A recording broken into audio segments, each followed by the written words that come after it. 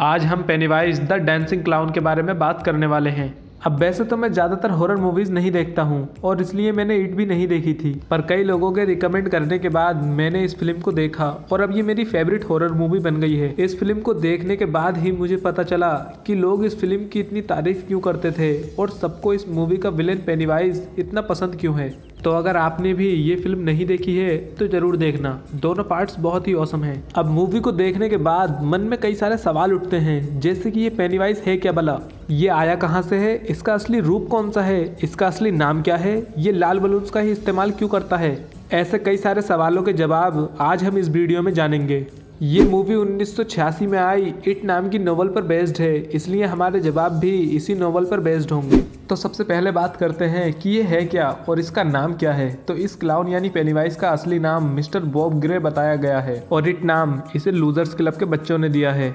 Penny-wise एक ancient cosmic entity है जो कि हमारे यूनिवर्स का नहीं है, बल्कि ये किसी दूसरे डायमेंशन के मैक्रोवर्स, जिसे तोडास डार्कनेस भी कहा जाता है, वहां से आया है। और ये पृथ्वी पर तब आया था जब यूनिवर्स की शुरुआत हो रही थी। फिर 1715 में ये अपनी नींद से जागा और लोगों को अपना शिकार बनाने लगा।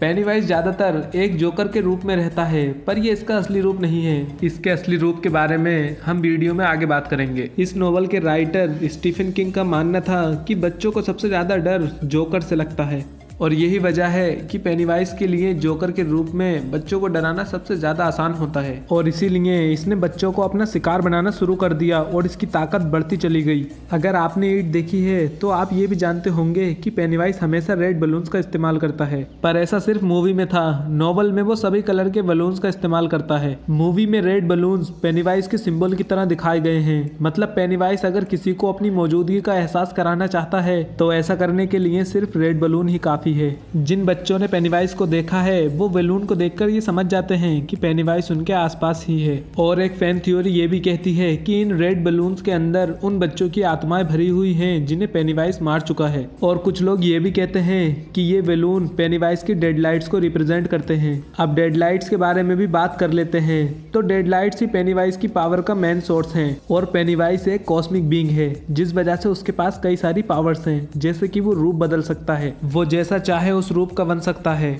चाहे वो कोई लिविंग थिंग हो, कोई ऑब्जेक्ट हो या फिर कोई ऐसी चीज जो इस यूनिवर्स में एग्जिस्ट ही नहीं करती हो, वो सबका रूप ले सकता है अपनी रेड लाइट्स की वजह से।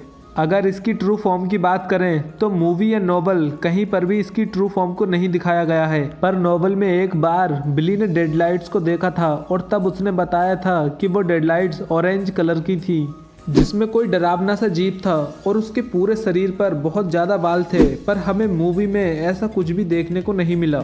हालांकि कुछ लोग एक बड़े से फीमेल स्पाइडर को पेनीवाइज की रियल फॉर्म मानते हैं और इट चैप्टर 2 में पेनीवाइज हमें एक जायंट स्पाइडर का रूप लेता हुआ दिखा भी है। वैसे इसकी ट्रू फॉर्म डेड लाइट्स भी हो सकती है, क्योंकि ये एक कॉस्मिक एंटिटी है, इसलिए ऐसा हो सकता है।